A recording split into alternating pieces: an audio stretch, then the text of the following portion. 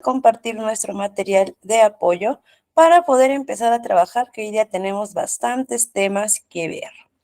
Permítanme, voy a presentar. Ya está. Nuestra sesión pasada arrancamos con lo que era reclutamiento y selección de personal. Estuvimos viendo lo que era la elaboración del perfil de puesto, vimos algunas plantillas, vimos que esta era necesaria e indispensable para empezar un proceso de selección.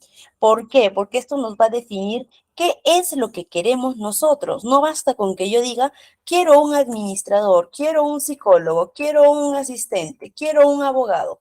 No basta con que yo diga eso, sino que tengo que saber exactamente qué funciones tiene ese puesto del trabajo para el que estoy escogiendo al administrador, al abogado. Tengo que saber el profesional o la persona que voy a contratar. Tengo que saber qué requisitos mínimos tiene que cumplir, ¿no? Desde qué carrera por lo menos tiene que haber estudiado, o de ser necesario qué experiencia tiene y las competencias y habilidades personales y profesionales que éste tenga. Para eso nos va a ayudar el perfil de puesto. Y ahora vamos a empezar a ver con el reclutamiento de candidatos. Cuando yo ya sé qué es lo que quiero, cuando ya tengo claro, cuando ya tengo claro qué es lo que quiero para mi puesto de trabajo, ya puedo empezar a buscar a los candidatos. Y el reclutamiento es eso. El reclutamiento es la convocatoria que yo hago para obtener candidatos. Es decir, reclutar la mayor cantidad de candidatos que sea necesaria. Para poder iniciar un plan de reclutamiento, primero tengo que determinar la necesidad del puesto, que ya lo hice cuando estuve haciendo esta parte del perfil de puesto. Definir el puesto y competencias, que también ya lo hice. Y ahora sí puedo elegir la forma de reclutamiento. Tenemos 3 tipos de reclutamiento: reclutamiento interno, reclutamiento externo y el reclutamiento mixto. Vamos a ver de qué trata el reclutamiento interno. Para empezar, debemos recordar la definición, o no más que definición, lo que les mencioné en la sesión pasada, de que todo este proceso de reclutamiento, todo este proceso que vemos acá, es en realidad como un concurso donde las personas están participando en este concurso y al final tiene que haber un ganador. ¿Ok? Entonces es lo mismo. Ahora, vamos, ay, permítame, ya está. Ahora, vamos a ver, ¿qué es el reclutamiento interno? Es cuando yo a mis candidatos, primero, priorizo a las personas que ya son parte de mi organización o que están relacionadas con esta organización. Supongamos que se habilita un puesto para una jefatura en mi trabajo. Lo que nos dice que el reclutamiento interno es que los candidatos que vaya a buscar para que apliquen a este puesto, pueden ser mis trabajadores que ya están laborando ahí, becarios, pasantes, practicantes, puede ser antiguos trabajadores que han laborado conmigo y que ahora ya no están laborando. Ellos también se consideran un reclutamiento interno, o puedo hacerlo por medio de un programa de referidos. ¿Qué es un programa de referidos? Cuando se habilita este puesto de jefatura y les digo a mis trabajadores, ¿saben qué? Se ha habilitado este puesto. Si tienen algún conocido, familiar, colega que deseen recomendar, es que escriba este número, que envíe su CV a este correo, que se presente en tal lugar. Eso es un programa de referidos. Se recomienda que toda empresa, cuando inicia un proceso de selección de personal, arranque primero con este reclutamiento, con el reclutamiento interno. ¿Por qué? Más adelante, cuando estemos trabajando los demás pasos para la selección, vamos a ver que cuando yo tengo candidatos internos, o mejor dicho, que mi candidato ganador es un candidato que llegó por reclutamiento externo, me voy a ahorrar costos en ese trabajador.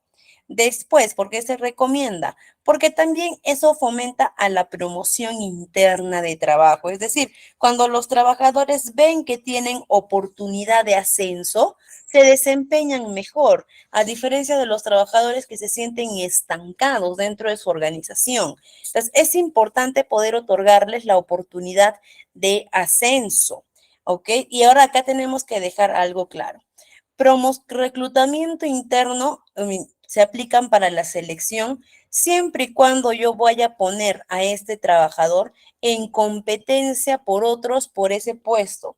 Nuevamente el ejemplo, tengo un jefe, ok, mejor dicho, tengo un puesto de jefatura disponible. Entonces, si yo tengo varios candidatos dentro de mi empresa que están, por así decir, peleando por ese puesto de trabajo, eso es un reclutamiento interno. Pero si yo para ese puesto de trabajo, para esa jefatura, decido dárselo de repente al que era su asistente, es decir, decido ascenderlo, eso ya no es un reclutamiento interno, eso es un ascenso laboral. ¿Por qué? Porque él no está compitiendo con nadie, o mejor dicho, eso ya no es un proceso de selección. Porque si yo de frente le estoy dando el puesto, él ya no está compitiendo con nadie, él está ascendiendo directamente. ¿Eso está mal? No, por supuesto que no está mal, está perfecto. Si se ha ganado su ascenso directo, está perfecto, tiene el derecho. ¿Ok? Esto está perfecto. Pero cuando ese trabajador asciende directamente a ese puesto, ya no estamos en un proceso de reclutamiento, sino que estamos en un proceso de ascenso. A diferencia, cuando ese trabajador quiere el puesto, pero yo le pongo más competencias para seleccionar la mejor opción, eso ya es un proceso de reclutamiento, de selección. Ahora tenemos el reclutamiento externo, que ya es cuando yo traigo varios candidatos de afuera, ¿no? Y eso lo puedo hacer mediante las plataformas de búsqueda de empleo, las más conocidas actualmente, Boomerang, como CompuTrabajo, Indeed, LinkedIn, todas esas plataformas. Ahora también hay personas profesionales en recursos humanos que se especializan netamente en esta parte del reclutamiento. Son profesionales que netamente se dedican a esto del reclutamiento, que se les conoce como los headhunting o los cazatalentos. También tenemos empresas que se han formado para dedicarse exclusivamente a realizar estos procesos de reclutamiento y selección de personal. Hay muchas conocidas en el Perú, como ADECO, Powerman creo que se llama también la otra, son bastante conocidas. Entonces, el reclutamiento externo ya es cuando mis candidatos son ajenos a mi empresa. ¿Ok? ¿Qué es lo que se recomienda para hacerlo el reclutamiento? Yo puedo optar de repente por un reclutamiento netamente externo. ¿Ok? Eso está bien para puestos de menor responsabilidad. Para puestos de menor responsabilidad, yo puedo optar por un reclutamiento externo. Es decir, hay que dar también la oportunidad a personas de afuera para que puedan ser contratados, ¿no? Pero cuando se trata de puestos de mayor responsabilidad, jefaturas, gerencias, por ejemplo, sí se recomienda por lo menos hacer un reclutamiento mixto. ¿Por qué? Porque definitivamente para un puesto de alta responsabilidad me va a convenir un candidato que ya conozca el manejo, que conozca las políticas de la empresa. ¿Y quién mejor va a conocer las políticas que una persona que ya trabaja dentro de ella? Va a ser más rápido la adecuación del trabajo y ya vamos a poder empezar a trabajar más rápido con esa persona. Sin embargo, no hay que quedarnos únicamente con ese reclutamiento interno, sino que a esos trabajadores que me cumplen con el perfil, que están dentro de mi empresa, traer un poquito más de competencia a través de un reclutamiento mixto. La intención es que yo contrate al mejor profesional para que pueda cubrir la necesidad que tengo. ¿Ok? Eso es lo que yo estoy buscando, contratar a la persona ideal para el puesto ideal. Entonces, es bueno que yo a mi proceso de reclutamiento interno también traiga reclutamiento externo, cosa que así voy a poder escoger la mejor opción para ese puesto. ¿Y cómo atraigo yo a mis candidatos?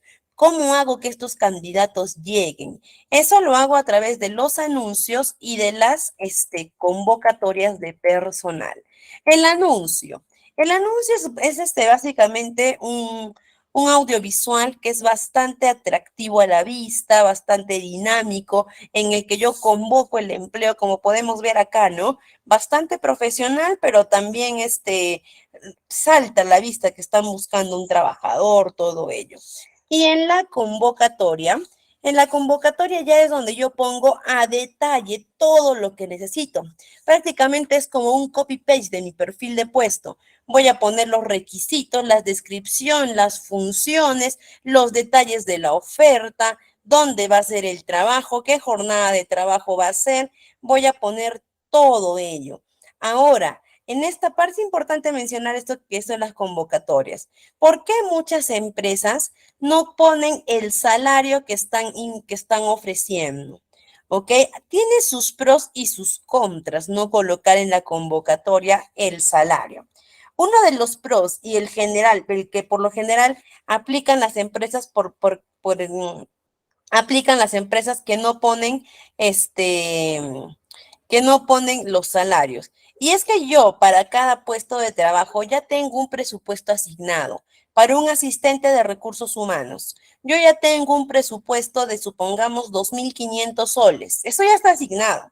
Pero ¿qué es lo que yo busco? Poder negociar con el candidato ese salario. Mediante la entrevista, mediante comunicaciones, le puedo preguntar, ¿cuál es su expectativa salarial? De repente el candidato me dice, mi expectativa salarial es 2.000 soles y yo tenía para ese puesto un presupuesto de 2.500. Estoy muy bien, entonces con mi presupuesto puedo renegociar, ¿no? Puedo decirle, mira, yo te ofrezco 2.300 y los otros 200 que tengo por ahí ya pueden ser un ahorro para la empresa o lo puedo otorgar en manera de incentivos cada mes para que mejore el desempeño. Entonces, por esa finalidad no suelen poner los puestos, porque buscan negociar la pretensión salarial del trabajador. Y ahora, acá, como les comentaba, también podemos entrar en muchos problemas cuando, supongamos, no comunique el salario. Por lo general, los candidatos, cuando inician un proceso de selección, aceptan pasar entrevista, pasar exámenes, todo, aceptan ello hasta llegar al momento de la entrevista y ahí recién poder negociar el salario. ¿Qué pasa si de repente yo tengo un presupuesto de 1.600 soles para ese puesto? Y mis candidatos finales, los que ya pasaron la entrevista, los que me convencieron, su presupuesto está por encima de los 2.500. Se me fueron de presupuesto. Y esas personas lo más probable es que no me acepten un sueldo de 1.600. Por lo tanto, tendré que volver a empezar mi proceso de selección o comunicarme con personas que no cumplían por completo el perfil que yo quería. Y ya no estoy asegurando una adecuada elección. Lo ideal es que yo en mi convocatoria ponga toda la información actual, real y fidedigna, cosa que el trabajador o el postulante va a leer toda la información y si está de acuerdo con todo, va a postular. Si no está de acuerdo, no lo va a hacer. Recordemos que aunque yo quiero tener cantidad de candidatos, que es lo que se busca, tener la mayor cantidad posible, no solo quiero cantidad, sino también quiero candidatos de calidad, candidatos que tengan la disposición de trabajar conmigo, candidatos que quieran, que acepten todo lo que yo estoy ofreciendo. Entonces, es importante que en la convocatoria seamos lo más claros, reales y fidedignos para poder obtener los candidatos que necesito. Y cuando ya tengo todos mis candidatos, ya están todos mis candidatos, sigue el proceso de descarte, ¿no? Que también se le conoce como selección. La selección, nosotros tenemos que establecer las etapas que nuestro puesto nos lo requiera. Acá les voy a dar la etapa estandarizada, la que se usa por general. Primera etapa, descarte de CVs. Todavía no me comunico con los trabajadores, todavía no, perdón, con los candidatos, todavía no les comento nada.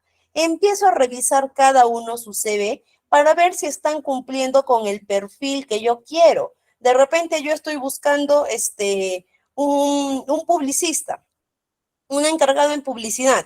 Mi puesto requiere que la persona que ocupe ese puesto sea publicista, que sea egresado de esa carrera. Y en los CVs que me han mandado tengo administradores, contadores, psicólogos, relacionistas industriales, tengo publicistas por ahí también. ¿Cuál es mi primer descarte? Todo aquel que no cumpla con mi perfil de puesto que he establecido queda inmediatamente descartado. ¿no? En este caso, eliminaré contadores, administradores, abogados, todos ellos, porque mi puesto requiere publicista y me quedaré con los publicistas. Después de esa gama de publicistas, estoy buscando que tengan por lo menos 2 años de experiencia. Eliminaré a todos los que tengan menos de esa experiencia.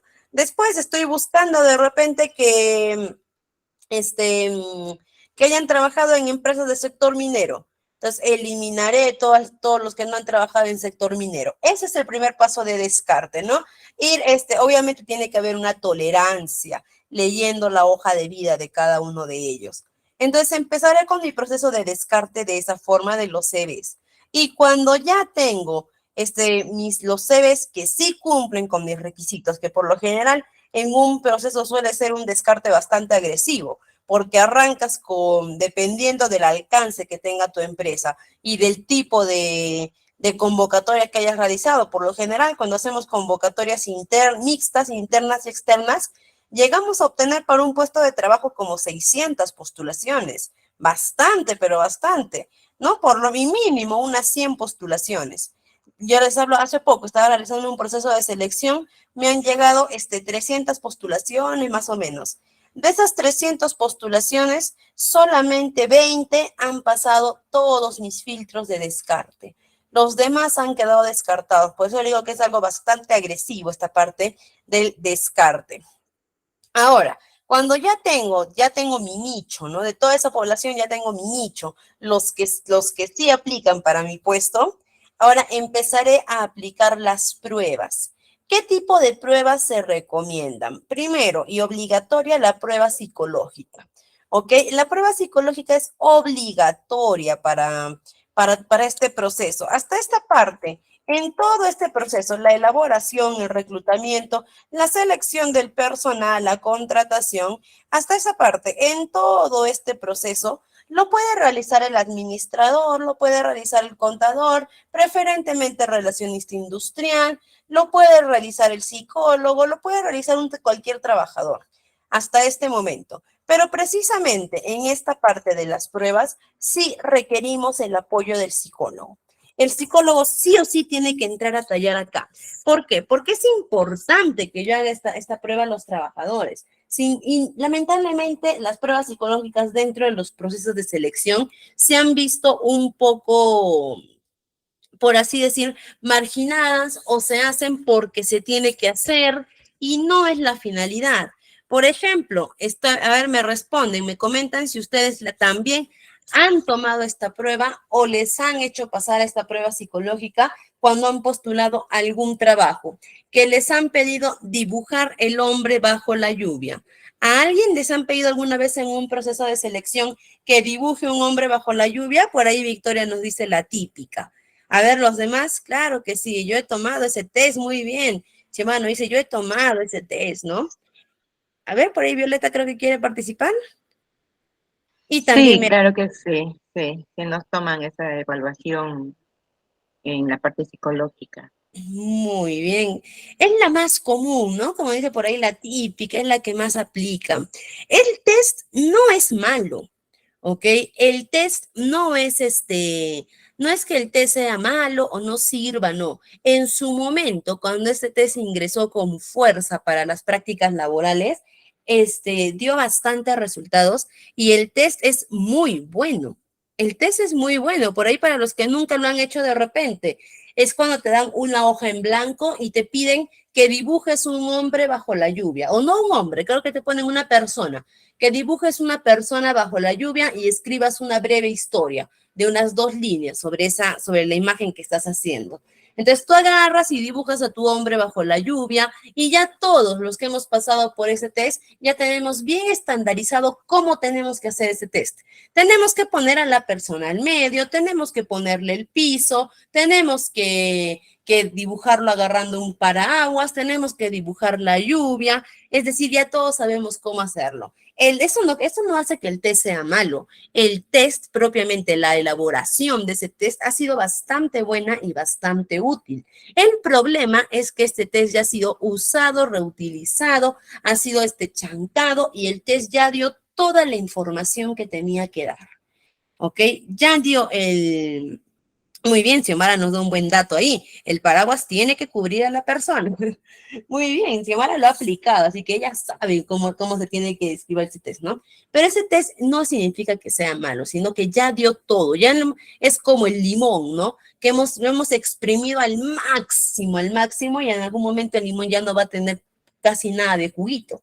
Es igual con ese test, ya le hemos sacado todo el jugo. Entonces, ese test actualmente ya no debería ser aplicado para las entrevistas laborales. Por así podemos decir que el test ya debería estar jubilado. Ahora hay otros tipos de pruebas psicológicas. No están las pruebas psicométricas, por ejemplo. Entonces, hay otros tipos de test que se tienen que aplicar. Pero esos test, y son muchos similares, ¿no? Como nos dicen, miren, ahí se nos dice, acá hay otro test, el test del árbol. Son otros test que ya hay bastante. Lo bueno de la psicología es que así como le terminan de sacar el juguito a alguna de sus test psicológicos, también se están incrementando nuevos, ¿no? No significa que se quedaron en el pasado. Están que sacan y actualizan versiones de los test, y hay actualmente autores que siguen creando y siguen siendo de utilidad. Pero ¿qué es lo que pasa con muchas empresas? Que muchas empresas no le dan el debido valor e importancia a esta parte psicológica. Y lo que hacen es aplicar los test que siempre se aplicaban por cumplir, porque se tiene que, porque es parte del proceso, pero no le dan la debida interpretación. Y es importante que yo le dé una interpretación a este test y saber no solamente al tipo de profesional que voy a contratar, sino también al tipo de persona que voy a contratar, con qué habilidades está ingresando esa persona. Durante casi todo el proceso de selección, yo voy a evaluar bastante las habilidades duras de esta persona, sus conocimientos, competencias, experiencias, voy a evaluar eso, pero en el test psicológico es donde yo voy a evaluar sus habilidades blandas. Si es una persona que trabaja en equipo, si es altamente comunicativo, si es empático, si tiene cultura de la mejora continua, el test psicológico me va a votar eso. Y también para algunos puestos de trabajo se pide que sean test con rasgos de personalidad bien definidos. Por ejemplo, cuando hacemos un contrato para un piloto de avión, ¿ok? Para un piloto comercial. Esos pilotos comerciales no únicamente tienen que demostrar sus habilidades, competencias, experiencias, también tienen que demostrar una salud mental, ¿ok? Ellos tienen que estar mental y emocionalmente bien, como se podría decir, porque imagínense que me toque de repente que esté con un piloto y un piloto tenga claustrofobia. Se va a desesperar mientras maneja el avión y él está a cargo de la máquina, de las personas, ¿no? O que yo contrate de repente un chofer interprovincial y que ese chofer interprovincial tenga rasgos de agresividad, impulsividad. Estoy poniendo en riesgo la vida de las demás personas. Y ahora también ese test nos ayuda para eso. El test psicológico es muy importante. Yo no solamente tengo que contratar al mejor profesional, sino a la persona que se adecue a mi entorno de trabajo. De repente tengo un entorno laboral muy agradable, bonito, donde es un entorno colaborativo, todos se llevan bien entre todos, está genial. Pero la persona que contrato de repente es una persona un poco apática, un poco sociópata, de repente, muy histriónico, ¿no? Puede ser eso. Y esa persona va a entrar por buen profesional que sea, si tiene esos rasgos que van en contra de mi cultura positiva de trabajo, puede entrar y puede arruinarme esa cultura positiva. Entonces, el test psicológico nos sirve para eso, para conocer más a la persona que voy a contratar. Recuerden, cuando yo hago una entrevista, yo le pregunto a la persona, ¿eres agresivo? No, yo soy muy tranquilo. ¿Te gusta trabajar en equipo? Me encanta trabajar en equipo. ¿Eres empático? Claro que soy empático, soy muy empático. Me va a decir que todo sí, pero a las pruebas psicológicas no se les miente. ¿Ok? Tendrías ya que ser muy, pero muy más que habilidoso, tendrías que haber estudiado cada prueba, tendrías que haberte memorizado las respuestas, entre comillas, o políticamente correctas que se tienen que dar para que un test psicológico nos engañe. Pero al test psicológico no se le miente. Entonces, lo que nosotros decimos, lo que nosotros podemos decir en la boca, el test psicológico nos muestra la realidad. Por eso que en esta parte sí o sí tenemos que contar con el psicólogo. Por lo menos en esta parte, como les digo, ¿no? Todo el proceso lo pueden realizar lo pueden realizar varias carreras. ¿Por qué? Porque no son procesos estandarizados, no son problemas rígidos, pero en esta parte de las pruebas psicológicas sí necesitamos un psicólogo. Ahora, Miss, ¿qué pasa si mi empresa no tiene la facilidad para poder contar con con un psicólogo en esta parte? No tenemos el presupuesto o no hay la disponibilidad para contar con este psicólogo. Muy bien, si es que solo en caso, si es que fuese la situación que no se puede contar con un psicólogo, ahora hay varias páginas web, porque lamentablemente es así, la inteligencia artificial está avanzando cada vez más. Ahora hay varias páginas web que nosotros podemos aplicar a los candidatos las pruebas y la página me va a arrojar resultados aproximados, nunca con la precisión que lo que me puede dar un psicólogo, pero por lo menos un aproximado para que yo me dé idea de lo que estoy contratando, ¿no? Por lo menos ese aproximado. Otro tipo de pruebas que tengo que aplicar es también obligatorio una prueba de conocimientos. ¿Por qué? Porque mi candidato, así como me dice que es buena persona, que trabaja en equipo, todo ello, si yo le pregunto, ¿sabes calcular remuneraciones? Sí. ¿Sabes hacer procesos de selección? Sí. ¿Sabes legislación laboral? Sí. ¿Sabes procesos de capacitación, leyes laborales? Sí. El candidato me va a decir sí, sí, sí, sí, sí a todo. ¿Ok? Pero yo tengo que saber, tengo que demostrar que esa persona tiene los conocimientos, por lo menos la base de conocimientos que yo necesito para aplicar a mi organización. Entonces, tendré que hacer una prueba de conocimientos con preguntas que porque él debería dominar sobre el puesto o la carrera que tiene. Es importante hacer esto porque después entra el trabajador, nos dijo que sabía hacer remuneraciones y a la hora que entró no sabía nada. Después nosotros estamos ahí llorando. No, entonces, es necesario que yo haga esta prueba psicológica. Perdón, esta prueba de conocimientos. Recordemos, en su CV podrán ponerme de todo, el papel aguanta todo, pero la prueba de conocimientos es lo que me va a arrojar si sabe o no sabe sobre lo que es o a lo que pretende entrar a trabajar.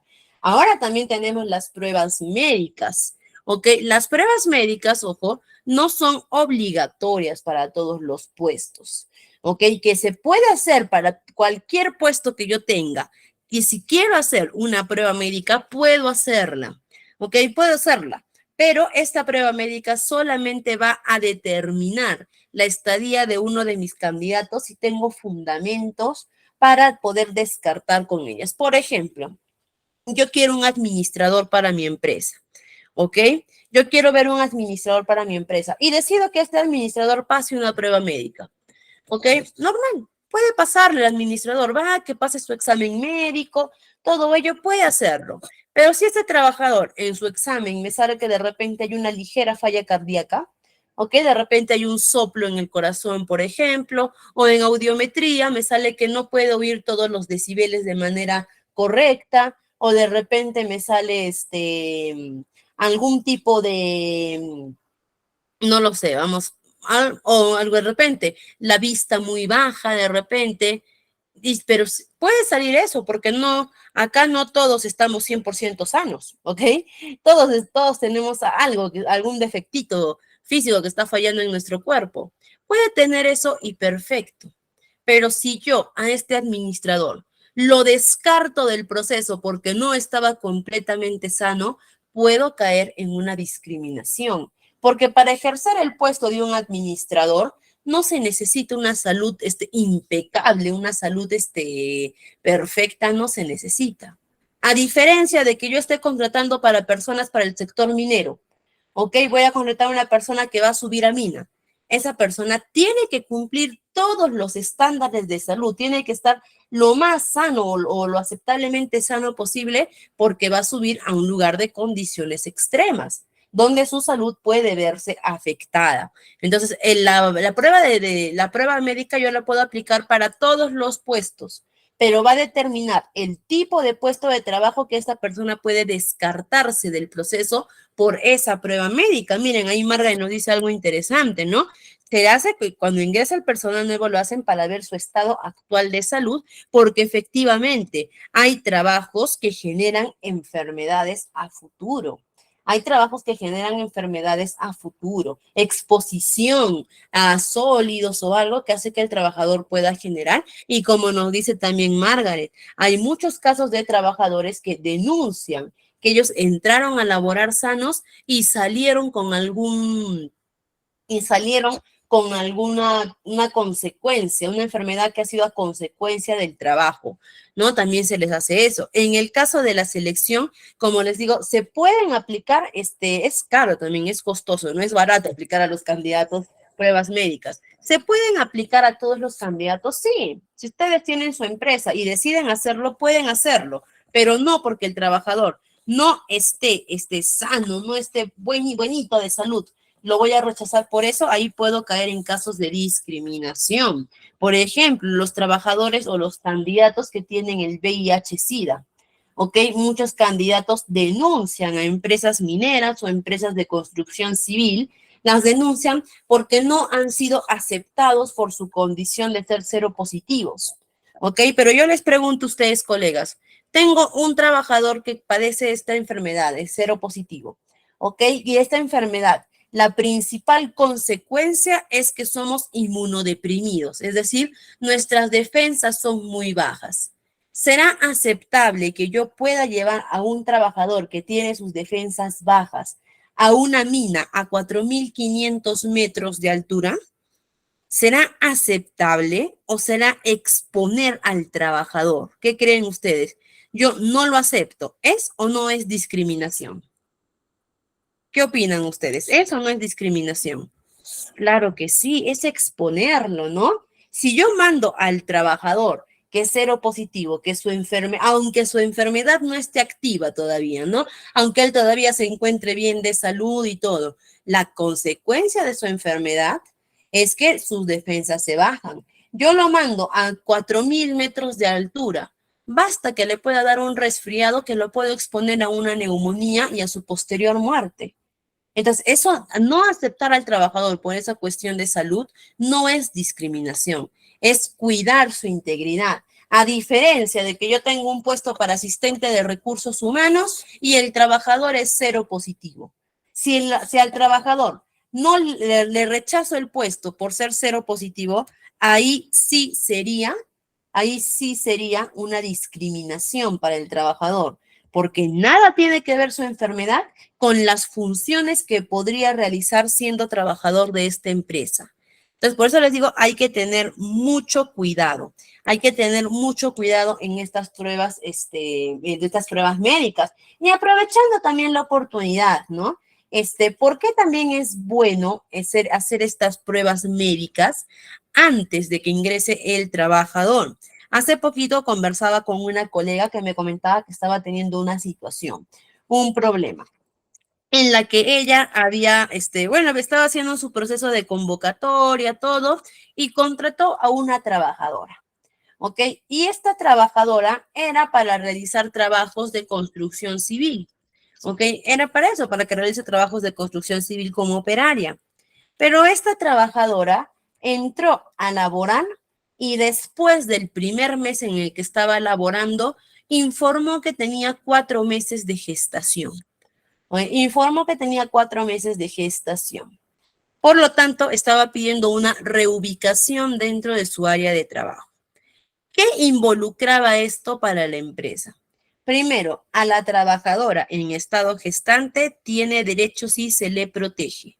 ¿Ok? Yo no puedo despedir de la noche a la mañana, ni aunque esté en periodo de prueba, a la trabajadora gestante. ¿Ok? Tengo que darle toda la facilidad posible para que esa trabajadora no esté su gestación en peligro o en exposición. Pero las funciones de la trabajadora eran en construcción civil, es decir, eran de exposición, eran para poder cargar material, para poder hacer todo ello, que en estado de gestación ya no iba a poder hacerlo, ¿no? Y esta trabajadora ingresó a la empresa ya estando embarazada, ¿no? Lo más probable es que haya sido con conocimiento de embarazo, pero cuando se le preguntó a la trabajadora, dijo, no, que recién al 4.º mes me he dado cuenta, las mujeres sabemos un poquito más de eso, ¿no? Que a veces hay irregularidades, todo ello en nuestros periodos y que no se había dado cuenta.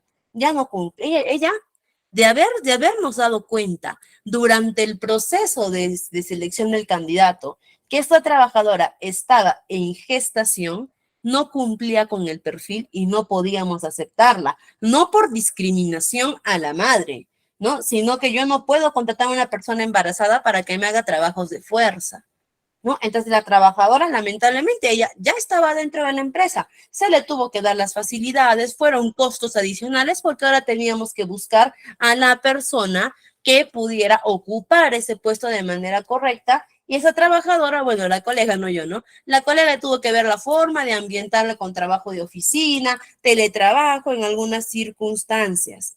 Entonces, para eso también es importante la prueba médica, nos ayuda a determinar si el candidato cumple efectivamente con el perfil que necesito.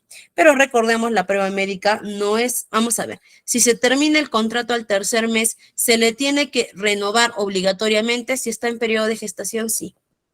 Si está en periodo de gestación, se le tiene que hacer una renovación de contrato hasta que termine su periodo de lactancia. O caso contrario, se puede dar por prescindido el contrato de trabajo, pero hay que indemnizar a la madre. Entonces, contratar personas que ya están en estado de gestación mientras trabajan no hay ningún problema, cuando ya es trabajadora y durante su periodo de trabajo y está en su estado de gestación no hay ningún problema. La trabajadora gestante no involucra ningún costo adicional para la organización, ¿ok? Para nada. Pero cuando se contratan trabajadores y al inicio de su contrato resultan estar gestando o ya estaban gestando o se embarazan, ahí sí genera un poco de problemas a la organización. Pero recordemos, nuestra legislación laboral, el Estado, defienden a la madre gestante y dentro de ese reglamento está que no podemos dejar desempleada a la madre gestante. Lo que hacen las empresas es mantenerla hasta que dé a luz y después le despiden o no le renuevan. Claro, eso es lo que hacen las empresas.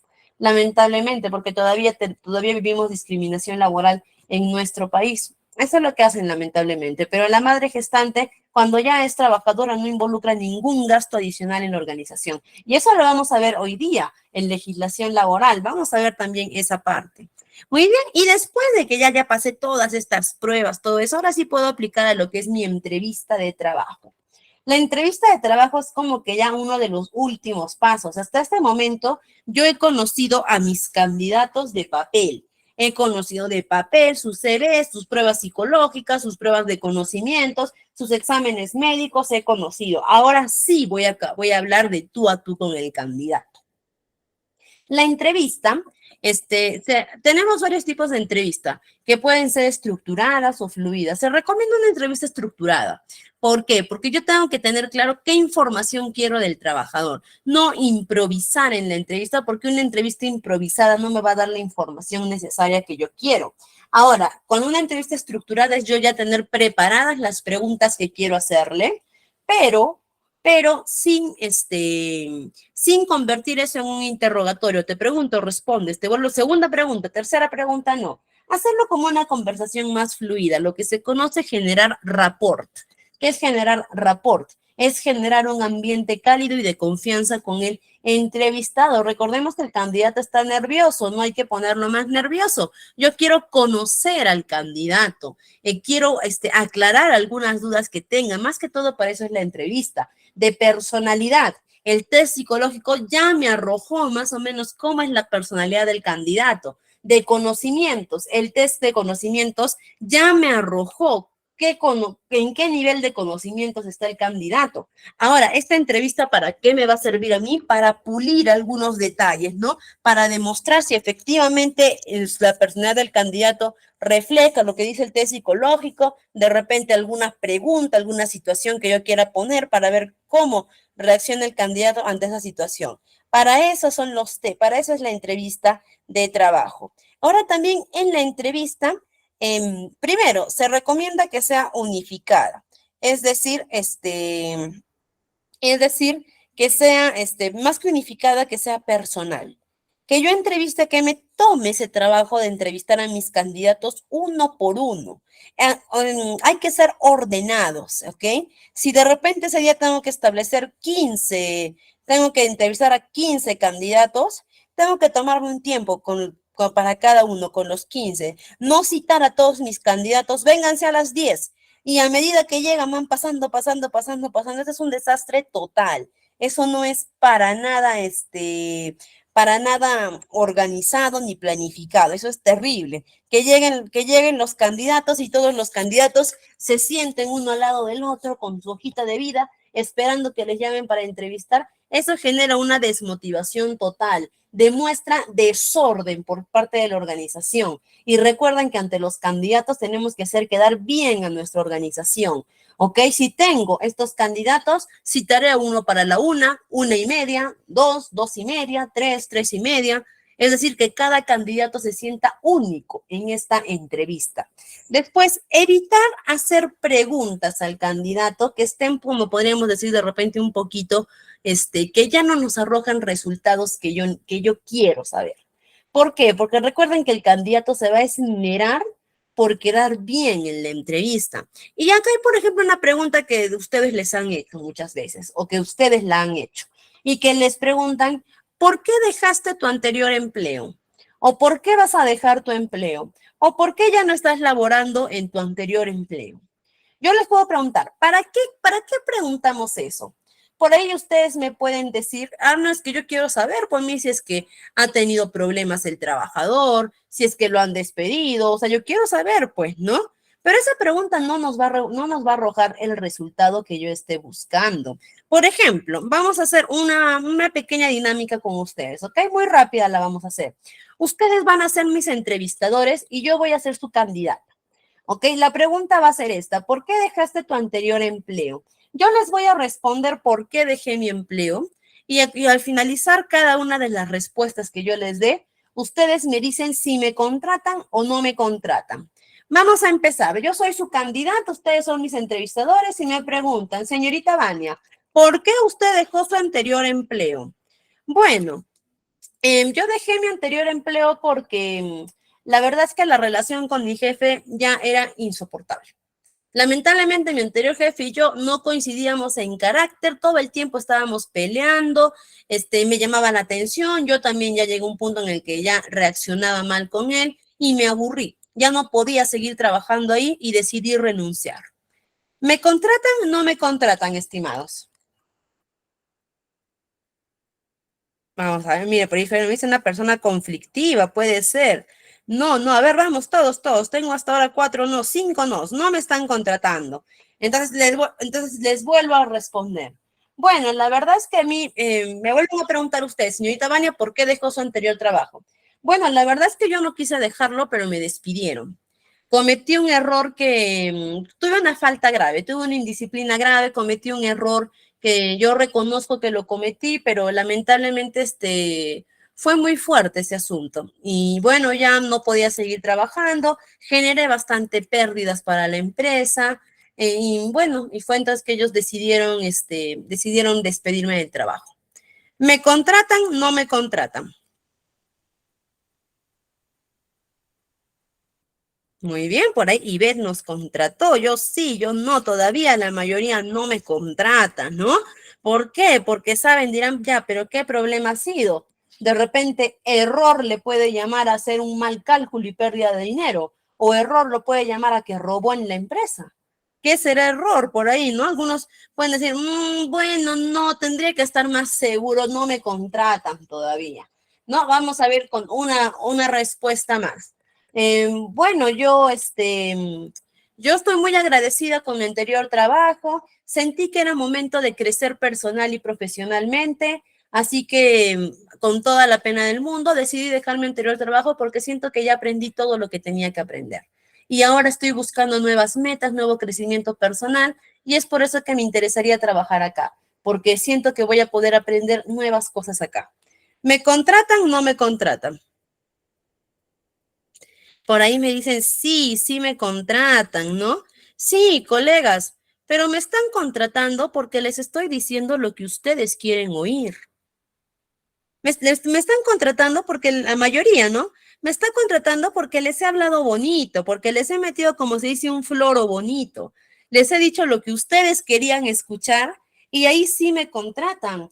Pero la verdad es que la mayoría salimos de nuestros trabajos, muy pocos salimos porque es momento de crecer, ¿no? Y hoy en día todavía que estamos en una situación donde el desempleo está a la vuelta de la esquina, muy pocos tomamos ese riesgo de me voy para buscar nuevas oportunidades. La mayoría salimos porque hemos tenido algún problema, porque no aguantamos el clima, porque nos han despedido. A cualquiera le puede pasar, ¿no? A cualquiera nos puede pasar, porque nos han despedido o nos han invitado a renunciar, ¿ok? ¿Por qué? Por diversos motivos no hemos podido salir. Pero yo he sido sincera con ustedes, les he dicho, ya no aguantaba mi jefe, no me te contrato. He cometido un error, no te contrato, voy a averiguar bien y voy a ver si te contrato. Pero les he mentido descaradamente y ahí sí me contratan, ¿no? Entonces, tenemos que, esa pregunta, no, al menos cuando la hacemos en una entrevista, no nos aporta en nada. Porque prácticamente, ¿qué estamos haciendo? Estamos haciendo que el candidato nos diga lo que queremos escuchar, que nos mienta descaradamente, que yo me enamore de un floro bonito y diga, estás contratado. Eso es lo que nosotros buscamos.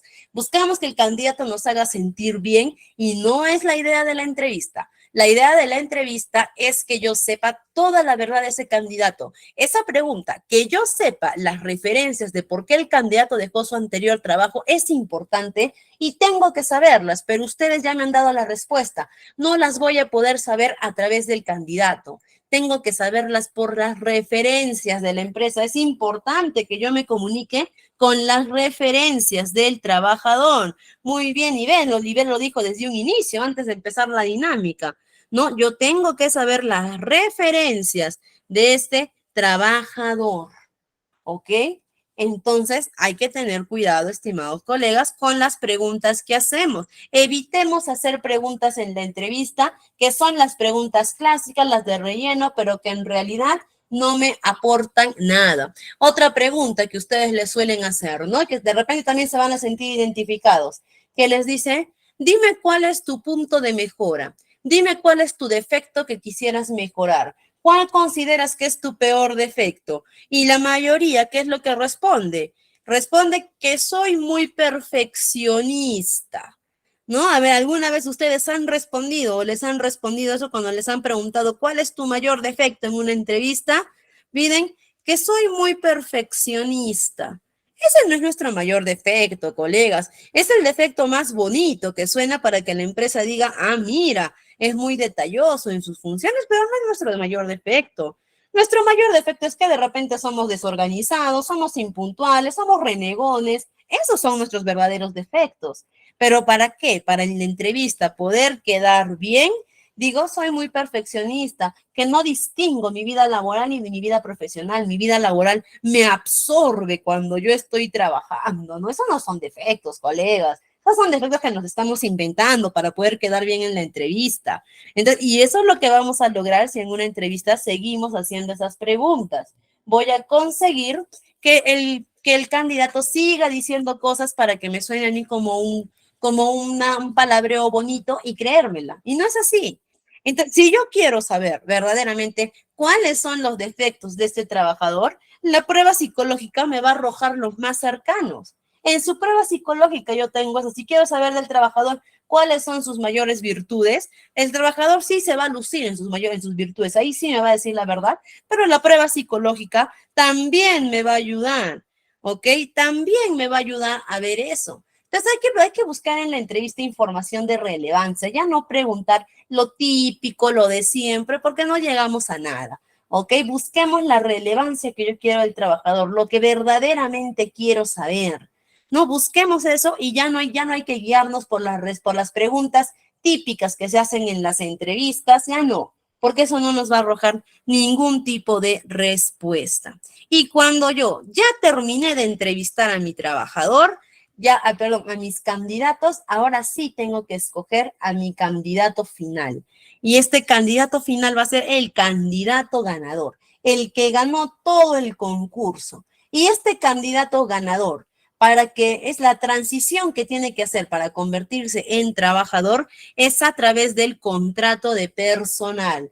Es decir, antes del contrato es candidato, después del contrato ya es trabajador. El contrato de trabajo lo vamos a tocar acá de manera muy superficial, porque dentro de legislación laboral tenemos una parte exclusiva para trabajar, para hablar sobre los contratos a fondo.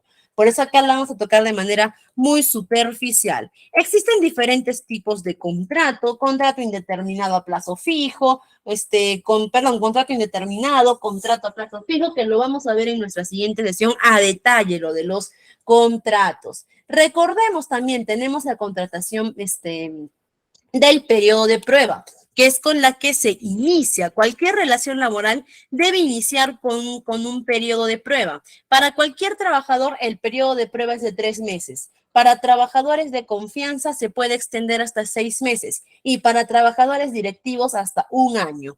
¿Qué es el contrato de prueba? ¿Qué es lo que vamos a hablar ahorita acá netamente en esta parte? Es el contrato que yo le hago al trabajador, ojo, en planilla. No hay ningún caso que diga los primeros 3 meses le puedes pagar por recibo por honorarios y a partir del 4.º mes ya planilla, no. El periodo de prueba siempre tiene que ser en planilla, ¿ok? Pero este periodo de prueba, ¿en qué me ampara o en qué me protege? Me ayuda a que si ese trabajador en cualquier momento no está rindiendo como debe ser o no muestra el desempeño adecuado, puedo prescindir de sus servicios sin que se considere un despido arbitrario. Despido arbitrario es cuando despido al trabajador sin causa, sin aviso previo y tengo que indemnizarlo con un monto, vamos, unas 10 remuneraciones más o menos, ¿no? Pero el periodo de prueba hace que yo despida al trabajador en cualquier momento dentro de ese periodo de prueba y no es un despido arbitrario. Esa es la protección que tengo en el periodo de prueba, o que una vez culminado su periodo de prueba no le renueve el contrato. Esa es la protección que tenemos en el periodo de prueba. ¿Quiénes pueden firmar un contrato? Toda persona, en este caso, si hablamos de Perú, todo peruano que sea mayor de edad. Si son menores de edad, tienen que estar o legalmente emancipados o pueden, o pueden tener autorización de su tutor legal para firmar el contrato de trabajo. Los extranjeros pueden firmar un contrato de trabajo siempre y cuando su legislación sea aplicable. En el caso de Perú, ¿qué pedimos para que un trabajador pueda firmar un contrato y por ende entre en planilla? Ojo, estamos hablando de que la firma de contrato es para que el trabajador entre a la planilla. ¿Qué es lo que pedimos para que un trabajador extranjero pueda firmar un contrato e ingresar a una planilla? Lo que pedimos es que tenga por lo menos un permiso temporal de permanencia, por lo menos eso. Si tiene el permiso permanente, puede firmarlo. O si tiene la autorización o el permiso de trabajo, puede firmar y puede ingresar a la planilla. La contratación. El contrato de trabajo puede ser verbal o escrito, ¿ok? Ambas son aceptables, verbal o escrito, pero tengo que tener cuidado con algo. Si mi contrato verbal en el que yo acuerdo con mi trabajador no tiene validez legal, ¿ok? El contrato escrito sí, que está firmado por ambas partes, sí, ese contrato sí tiene validez legal, pero el contrato verbal no tiene validez legal. ¿Por qué? Porque no hay un documento que sustente lo acordado. Entonces tenemos que tener cuidado en esa parte. Siempre, si es que no hay de repente la posibilidad o la empresa no suele trabajar con esa formalidad, aunque sean ustedes mismos, redáctense un documentito simple donde establezcan el salario acordado, las fechas, el tiempo y háganselo firmar. Siempre el contrato físico es necesario. ¿Ok? Y si va a ser un contrato verbal, por lo menos graben el contrato, ¿no? Por lo menos un audio, algo que les ayude a tener esa prueba. Muy bien, estimado, ya hemos visto acá, como les estoy diciendo, estamos tocando el contrato de trabajo, pero así, muy superficial, que en nuestra siguiente sesión lo vamos a tocar a fondo. Y ahora que mi candidato final ya pasó de ser candidato, ahora es trabajador, sigue lo que es la inducción. Y acá es donde yo les decía que dependiendo del tipo de reclutamiento, podemos ahorrarnos costos. ¿Por qué? Primero tenemos que dar al trabajador una inducción general. Esta inducción general puede estar a cargo totalmente del asistente de recursos humanos. que es darle la bienvenida al trabajador, indicarle las políticas generales de la empresa, reglamento interno, normativas, acciones disciplinarias que se toman, cuáles son las faltas que se pueden cometer, darle la bienvenida a la empresa, o es lo que se conoce como el onboarding, ¿no? O el abordaje, abordar al trabajador, darle la bienvenida, todo ello.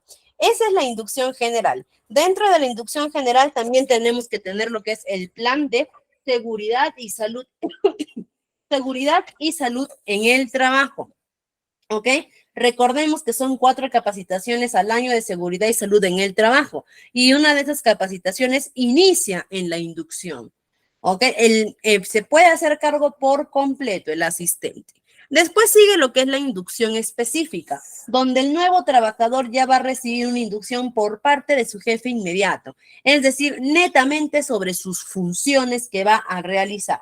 Ahí el asistente puede supervisar, pero ya no está a cargo al 100%, porque eso ya es netamente del área, a menos que el trabajador sea para recursos humanos, ahí el asistente también se puede hacer cargo. Pero si es de otras áreas, el asistente tiene que controlar que se haya hecho la inducción específica, pero ya no puede estar ahí detrás o darla él mismo. Y la evaluación, todo tipo de inducción tiene que ser evaluado. Sin embargo, si mi candidato ganador es un trabajador o ya es un trabajador de mi empresa, yo ya me ahorro todo esto de la inducción general. Paso de frente a la inducción específica. Y después de la inducción, el último paso que ya tenemos es el seguimiento. Ese ya es nuestro último paso. Y aquí es donde vamos a ver nosotros si hemos contratado al personal ideal o no hemos contratado. Durante todos estos procesos de la elaboración, el reclutamiento, la selección, la contratación, la inducción, durante todo este proceso yo voy a estar viendo, yo no voy a poder ver si me he equivocado en algo. ¿Ok? No voy a poder ver eso. ¿Dónde yo voy a poder ver si he fallado en el proceso? Es en el seguimiento. Por eso también el periodo de pruebas se hace 3 meses. Un mes se le da al trabajador para que se adecue a las normas, a sus compañeros de trabajo, al ritmo de trabajo, todo. Se le da un mes para que se adecue. A partir del segundo mes, ya tenemos que estar viendo resultados de este trabajador. ¿Ok? A partir del segundo mes ya tenemos que estar viendo sus resultados o su desempeño. ¿Cómo podemos evaluar? Con puntos de escala, selecciones forzadas, calificación de conducta, evaluaciones, pero yo ya tengo que estar haciendo un seguimiento, evaluando a ese trabajador y segundo y tercer mes ya tiene que haber demostrado desempeño. Si no ha demostrado desempeño, ¿ok? O si no es el candidato que yo esperaba, digo, pero este candidato me dijo que sabía hacer eso, ahora resulta que no sabe. Me dijo que sabía trabajar en grupo, no se lleva bien con sus compañeros, ¿no? Si vemos que nos hemos equivocado al contratar a un trabajador, no renieguen contra el trabajador, él no tiene la culpa. Nosotros nos hemos equivocado en algo de este proceso. De repente no hemos elaborado el perfil adecuadamente, no hemos reclutado, no hemos visto el sector de personas necesarias para reclutar nuestros candidatos, no hemos aplicado una adecuada entrevista, no hemos aplicado una adecuada prueba psicológica, no hemos aplicado una adecuada prueba de conocimientos.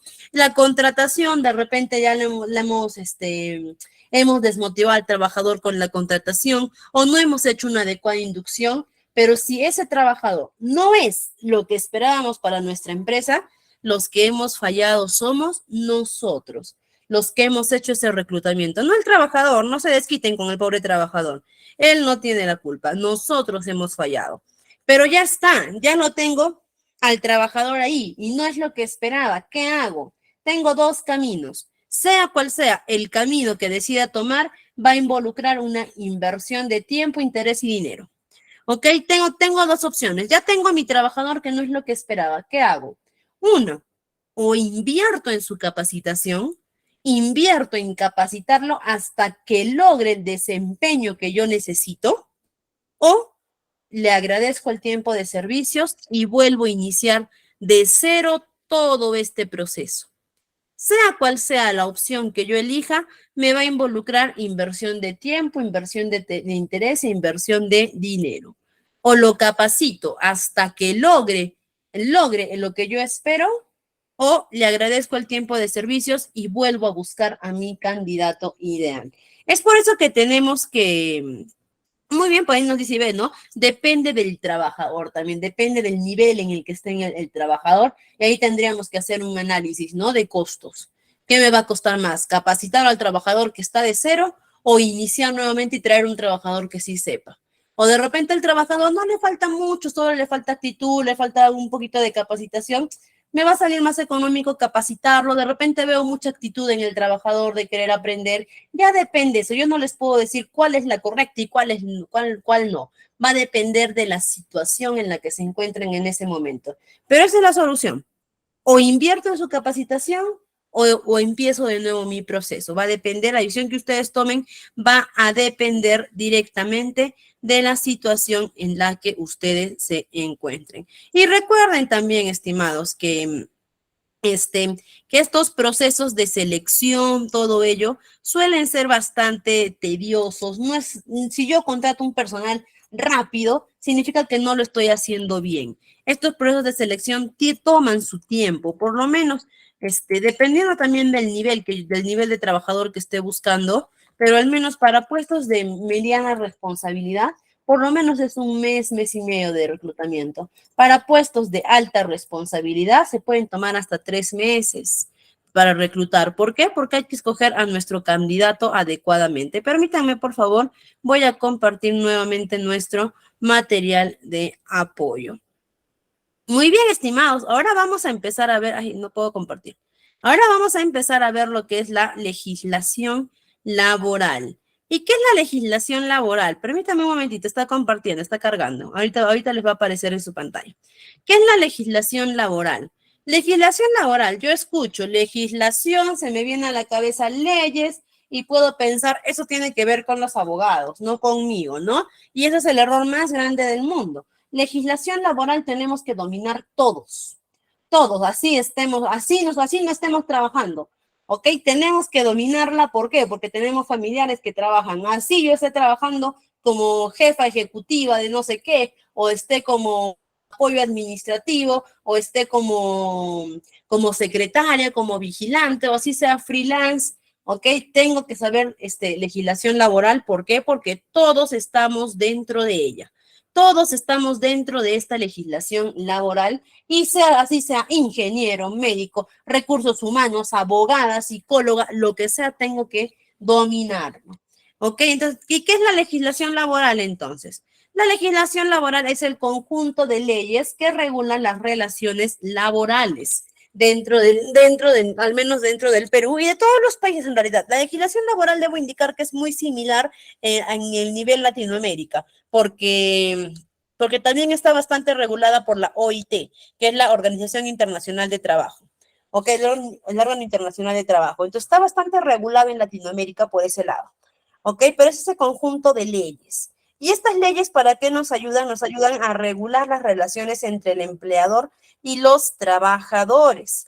Y tenemos dos características o dos ramas de la legislación laboral, la individual y la colectiva. ¿Cuál es la individual? La individual es cuando hablamos precisamente del trabajador como persona, sus derechos, sus beneficios, el pago de sus gratificaciones, su jornada de sueldo, sus permisos, sus licencias, eso es la rama individual, que es en la que nosotros vamos a abordar más, ya hasta finalizar nuestro curso, vamos a abordar más vamos a abordar completamente en la legislación individual, ¿ok? Y la rama colectiva, que es cuando los trabajadores defienden sus derechos de manera colectiva. ¿Y cómo se les llama a esas unidades o a esas organizaciones que crean los trabajadores para poder defender sus derechos? Son los famosos sindicatos de trabajo. ¿Y qué es un sindicato? Es una organización o una asociación que está integrada por personas que pueden ejercer el mismo oficio o que pueden trabajar dentro de la misma organización. Es decir, de repente acá todos nosotros somos profesionales en recursos humanos. ¿Ok? Entonces, cada uno de nosotros trabajamos en distintos lugares, vivimos en diferentes ciudades de repente. Es decir, cada uno de nosotros ejercemos el mismo oficio, pero no estamos juntos, cada uno está por su lado. Entonces nosotros podemos formar ahorita un sindicato de profesionales de recursos humanos y todos nosotros nos podemos afiliar a ese sindicato aunque no trabajemos en la misma empresa. Y también se pueden formar los sindicatos si todos trabajamos ahorita en la empresa ITEC. Todos somos trabajadores de ITEC, ¿ok? Algunos de ustedes se dedican en recursos humanos, otros son ingenieros de sistemas, otros se encargan de la publicidad, otros se encargan ahí con Miss Canol de la coordinación de los cursos, pero todos somos trabajadores de ITEC. Entonces, podemos formar un sindicato que se llame Trabajadores Unidos por ITEC. Formamos nuestro sindicato, todos nos podemos afiliar a ese sindicato, aunque tengamos diferentes profesiones, trabajamos dentro de la misma organización. Y los sindicatos, ¿cuál es su principal finalidad de los sindicatos? Es defender sus derechos y sus intereses comunes. Esa es la principal función de los sindicatos, defender sus derechos y sus intereses comunes. El sindicato no es la organización creada para darle la contra al empleador. El sindicato no es la organización creada para estar en peleas constantes con el empleador y lamentablemente se han hecho esa fama los sindicatos, pero no es así. En la mayoría de empresas, en especial en el sector privado, no puedo decir lo mismo del público, pero en el sector privado hay muy buena relación con sus sindicatos, ¿ok? Hay bastante trabajo colaborativo con los sindicatos. Entonces, no siempre existe esa regla de que sí o sí el sindicato y el empleador son enemigos. No es así, ¿ok? La principal función del sindicato es defender los derechos de sus trabajadores y representarlos ante cualquier entidad que esté vulnerando este derecho. El sindicato no solamente defiende los derechos de los trabajadores ante sus empleadores, sino ante cualquier entidad, empresa o cualquier persona que esté vulnerando sus derechos, el sindicato los defiende. ¿Y cuáles son los requisitos para que yo pueda constituir un sindicato en mi empresa? Primero, el sindicato tiene que afiliar como mínimo a 20 trabajadores. Es decir, si mi empresa tiene menos de 20 trabajadores, no voy a poder formar un sindicato. Si mi empresa tiene más de 20 trabajadores, pero solamente 5 se quieren sindicalizar, no voy a poder formar un sindicato. Sí o sí tienen que haber 20 trabajadores sindicalizados en esta empresa.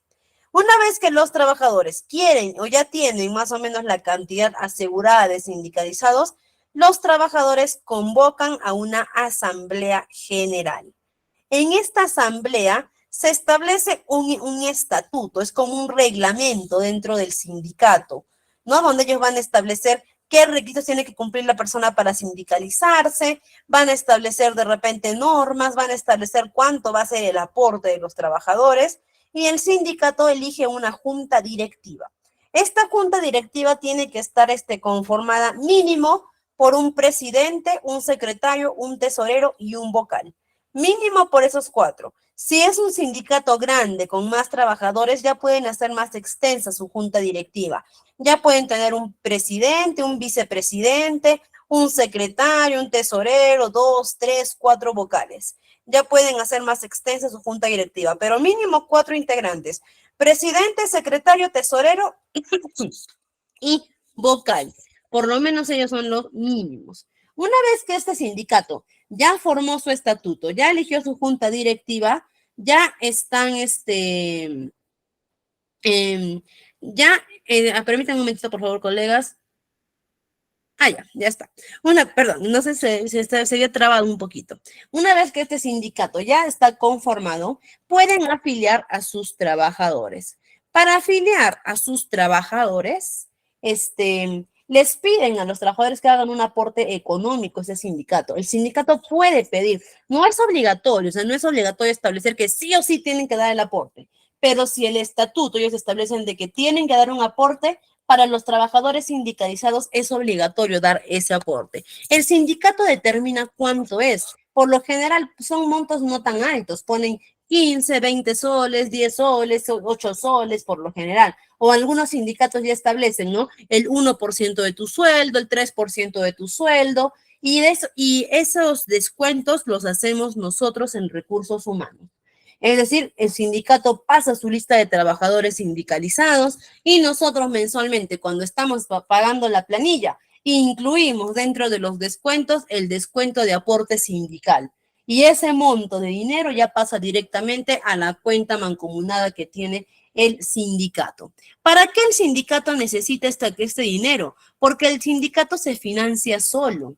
¿Ok? El sindicato ellos solitos tienen su financiamiento, ellos establecen también sus propias reglas, todo ello. Entonces, la empresa no financia al sindicato. No es que la empresa mensualmente dice, toma sindicato, $3,000 de este mes para que pueda seguir existiendo. No, el sindicato se financia solo.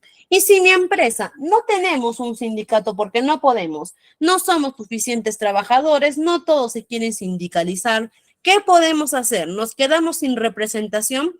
No, tienes todavía representación. Puedes elegir 2 delegados de trabajo. ¿Ok? Pueden elegir 2 delegados y estos delegados van a cumplir las mismas prerrogativas que tendría un sindicato, pero no son un sindicato, solo son delegados. Y acá entra la diferencia entre el sindicato y los delegados. El sindicato puede pedir el aporte económico mensual a los trabajadores. El delegado de trabajo no. Los delegados de trabajo no pueden decir a los trabajadores aporten mensualmente 10 soles, 15 soles, 20 soles, porque ese no es un aporte sindical. ¿Por qué? Porque no son un sindicato. El sindicato, o más específicamente, la junta directiva del sindicato tiene sus horas sindicales. ¿Qué son las horas sindicales? Son permisos que los trabajadores tienen dentro de sus horas de trabajo para poder establecer reuniones, para poder hacer coordinaciones con sus sindicatos. Estas horas son con previo acuerdo con el empleador y son pagadas, no son recuperables. Es decir, no que si sabes que hoy día tengo 1 hora de reunión con mi sindicato, yo ya le había avisado, ya, córrele a tu reunión, pero después te quedas 1 hora más, no. Están dentro de sus 8 horas de trabajo. Los delegados no tienen horas sindicales. ¿Por qué? Porque no son trabajadores, ¿ok? No son sindicatos. Entonces no tienen estas horas sindicales. Pero ante representación, ante el empleador o ante cualquier otra entidad, la junta directiva del sindicato y estos 2 delegados tienen las mismas prerrogativas. Vamos a ver un pequeño, vamos a ver, la afiliación de sindicatos. ¿Cuáles son los requisitos para que un trabajador pueda afiliarse a un sindicato? Primero, estamos hablando de sindicatos internos, es decir, tiene que ser trabajador de la empresa. ¿Y a qué nos referimos con ser trabajador de la empresa? ¿Ok? Que tiene que estar en planilla de la empresa. Si mi empresa me tiene laborando sin contrato de trabajo y sin planilla, no me puedo sindicalizar. Si mi empresa me tiene laborando bajo recibo por honorarios, no me puedo sindicalizar. Si soy trabajadora part-time, pero que estoy dentro de la planilla, puedo sindicalizarme. Si soy trabajadora de tiempo completo, puedo sindicalizarme. Tengo que ser trabajadora en planilla de la empresa. No formar parte del personal de dirección o desempeñar cargos de confianza del empleador, salvo el estatuto lo permita. Por lo general, el reglamento es el estatuto que tienen los sindicatos no permiten que los personales directivos como gerentes, incluso en algunas oportunidades jefaturas, se sindicalicen, porque precisamente es con ellos con quien se hacen las negociaciones internas o la negociación colectiva. Entonces no podemos tener al juez y parte dentro de nuestro sindicato. Es por eso que no los permiten por lo general, pero hay veces también donde el sindicato hace sus diferencias y sí aceptan que que los trabajadores de directivos se puedan sindicalizar. Pero si yo soy una trabajadora que no soy ni de confianza, ni ejerzo ningún cargo de confianza, ni soy gerente, ni jefa, no me pueden prohibir la sindicalización. El sindicato es abierto para todos los trabajadores regulares.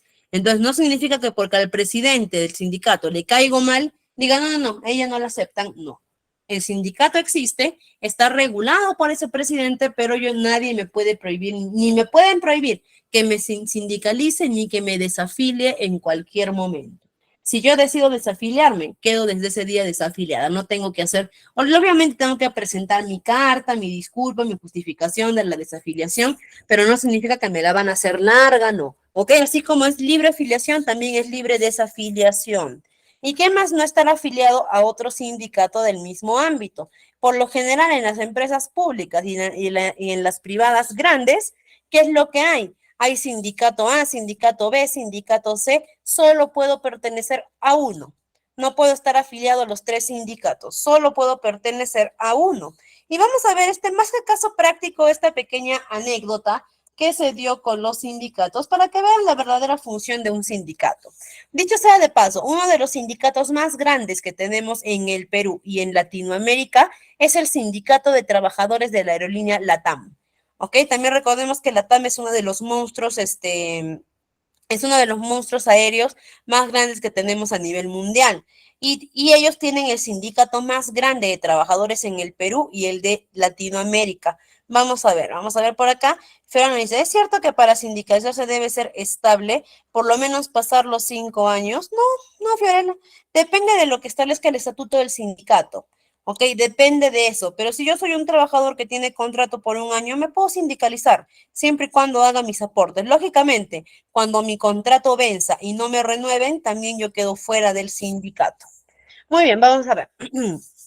Entonces, ¿qué pasó con esta aerolínea? ¿Qué pasó con este sindicato de la TAM? Muchos, sobre todo los que somos de Perú, recordaremos este accidente que se dio en el aeropuerto Jorge Chávez, en la que este camión de bomberos lamentablemente colisionó contra el avión, dejando como consecuencia a un inicio 2 bomberos fallecidos. Hace un mes más o menos falleció el tercer bombero que estaba en recuperación en estado crítico hace poco, menos de un mes. Hace unas semanas ya falleció ese bombero, lamentablemente. Es decir, ha dejado 3 víctimas mortales. Todos recordarán este suceso, lo que pasó, ¿no? Que lamentablemente fue un error de comunicación de las empresas administrativas del aeropuerto que les permitieron tanto al avión como al camión, a la misma vez les dieron la autorización de ingreso a la pista de aterrizaje, por lo que chocaron y colisionaron. ¿Por qué? ¿Qué tiene que ver el sindicato con esto? Cuando pasó este accidente, vino la de Pincri de Callao, ¿ok? La, vino la de Pincri, ¿y qué fue lo primero que hizo? Detuvo a los 2 pilotos que estaban en ese momento maniobrando el avión. Los detuvo, es decir, los llevaron, como se dice, detenidos los llevaron detenidos, porque tenían que dar su manifestación de los hechos, pero los llevaron, bajo libertad, es decir, no les dieron, no les permitieron pasar una prueba médica, pasar una prueba psicológica, no, que simplemente ellos llegaron y cual criminal los enmarrocaron y los llevaron a la de Pincri a que puedan dar su testimonio. Los primeros que saltaron a ver esta acción, los primeros que reclamaron al ver esta acción de que estos trabajadores estaban siendo detenidos cuando no ameritaba una detención, no fueron las empresas administradoras del aeropuerto, no fue la junta directiva o la parte empleadora de la TAM, fue el sindicato de pilotos de la TAM. Fueron los primeros que alzaron la voz, emitiendo un comunicado donde decían que esta acción iba en contra de la cultura positiva de seguridad y que era un arresto prematuro a sus compañeros, porque eso hicieron, los arrestaron, que era un arresto prematuro porque no había una investigación de los hechos, ¿ok? Y ante la opinión pública, al hacer este arresto ya estaban dando a entender de que los culpables o los responsables habían sido los pilotos. Y también a estos pilotos, al llevarlos detenidos para que den su manifestación, se estaba yendo en contra de su derecho a una atención médica. Ellos, aunque estaban maniobrando el avión, también habían sido parte del accidente. Ellos también han sufrido el accidente, también pueden tener daños o pueden estar en shock y no les pueden negar la atención médica. Absolutamente a todos los pasajeros que estaban en ese avión tenían que pasar por una atención médica porque es lo que dice el protocolo. Pero estos pilotos les negaron la atención médica y los llevaron detenidos o arrestados. Los primeros que reclamaron fue el sindicato de la TAM, que ellos elevaron sus comunicados, los representantes del sindicato estuvieron afuera de la de Pincre hasta que sus compañeros salieran libres, no iban a salir. Al ver que sus comunicados no tuvo, por así decir, mucho rebote o no fue o no tuvo de repente el impacto que ellos esperaban, emitieron un comunicado a la IFALPA. ¿Qué es la IFALPA? Es la Federación Internacional de Asociaciones de Pilotos de Líneas Aéreas. Es decir, es como un sindicato de pilotos, pero a nivel internacional. Y esta IFALPA, así como de los trabajadores, ejercen, de cada sindicato de pilotos que está, ellos ejercen una ganancia. Ellos también se comunicaron dando todo su apoyo, se comunicaron dando todo su apoyo a ese sindicato de trabajadores de la TAM.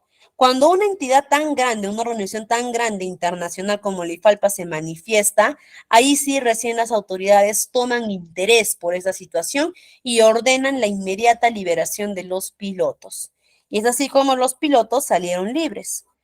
¿Y quiénes fueron los primeros que reclamaron esta, los primeros que reclamaron esta labor injustificada o injusta o que estaba atentando contra los derechos de sus compañeros?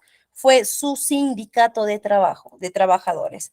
Y esa es la función de un sindicato, defender a sus trabajadores, representarlos ante cualquier entidad, no únicamente donde sus empleadores, ante cualquier entidad. Esa es la verdadera función de un sindicato. Y ahora vamos a empezar a ver un poquito lo que son los regímenes laborales en el Perú. Porque hasta aquí ya hemos visto todo lo que es el derecho laboral colectivo. Ahora arrancamos con el derecho laboral individual. Pero para poder entender el derecho laboral individual, tenemos que situarnos en qué régimen laboral vamos a trabajar. Y es por eso que tenemos que ver los tipos de régimen laboral. Actualmente en el Perú tenemos más de 39 tipos de régimen laboral, que se les conoce como los regímenes especiales, ¿ok? Tenemos dos tipos de regímenes laborales, el régimen general, ¿ok? Y el régimen especial. El régimen general es uno solo y el régimen especial ya entran lo que son los de la pequeña empresa, la microempresa, construcción civil, minero, el régimen del trabajador pesquero, el régimen del trabajador aeroportuario, el régimen del trabajador portuario, el régimen de las trabajadoras del hogar, el régimen del músico, el régimen del artista. Tenemos muchísimos tipos de régimen laboral en el Perú. Entonces, pero vamos a enfocarnos nosotros. Nosotros vamos a trabajar de ahora en adelante en lo que es el régimen general. Pero en esta parte vamos a hacer una mención muy superficial a los tipos de régimen más importantes que tenemos en el Perú. ¿Ok? Vamos a ver qué tipos de régimen tenemos. Tenemos el régimen general, el régimen de la micro y de la pequeña empresa, de construcción civil y el régimen minero, que son los que vamos a ver. Vamos a empezar, como ya nos queda 4 minutitos, vamos a dar un inicio al régimen general. Ya vamos a dar este inicio al régimen general y lo vamos a seguir completando en nuestra siguiente sesión. Este régimen general está regulado por la Ley de Trabajo 728, el Decreto Legislativo 728, que es la Ley de la Competitividad Laboral. ¿Ok? Está dirigido por eso. Cada vez que ustedes escuchen régimen 728, se refieren al régimen general. Y este régimen es en el que la mayoría conoce o hemos trabajado. ¿Qué nos dice? Nos dice muchísimo este régimen, pero nos vamos a enfocar a lo que nosotros queremos, que es el derecho individual del trabajador. ¿Qué nos dice de su jornada laboral? Los trabajadores que están dentro de este régimen general, que lógicamente régimen general significa que están en planilla de trabajo, no pueden laborar más de 8 horas diarias y 48 horas semanales. No pueden ganar menos de la remuneración mínima vital. Actualmente en Perú, la remuneración mínima vital es 1.025 soles. El trabajador que esté en el régimen general no puede ganar menos de eso. ¿Ok? Asimismo, al trabajador del régimen general le corresponde un día de descanso consecutivo, es decir, un día de descanso que sea 24 horas corridas. No significa que yo en la semana voy a ir dándote 3 horas libres, 6 horas libres, 8 horas libres y así te acumulo tus 24 horas. No, tiene que ser un día completo. Y cuando ese trabajador del régimen general cumple un año de servicios, le corresponde 30 días de descanso vacacional pagado. Después, este trabajador le corresponden sus beneficios sociales, como el pago de su CTS, que el día miércoles vamos a ver cómo calculamos esta CTS, el pago de sus gratificaciones y su liquidación de beneficios. Es decir, le corresponde todos sus beneficios al trabajador y el trabajador tiene que hacer sus contribuciones. ¿Qué contribuciones hace el trabajador? El trabajador tiene que aportar a su fondo de pensiones. Actualmente tenemos dos tipos de fondos de pensiones, ¿ok? Tenemos el Sistema Nacional de Pensiones, que está regulado por la ONP, y el Sistema Privado de Pensiones, que está regulado por las AFPs. El trabajador decide a cuál de ellas decide irse. Si es a la AFP, la AFP es un fondo privado de pensiones, es decir, las retenciones que me hagan mes a mes es mi propio fondo. Y cuando yo me jubile, de ese fondo me van a dar a mí mi pensión. Y la ONP es un fondo público, donde yo y otros aportantes aportamos al mismo fondo, ¿ok? Todos aportamos a una bolsa grande de dinero.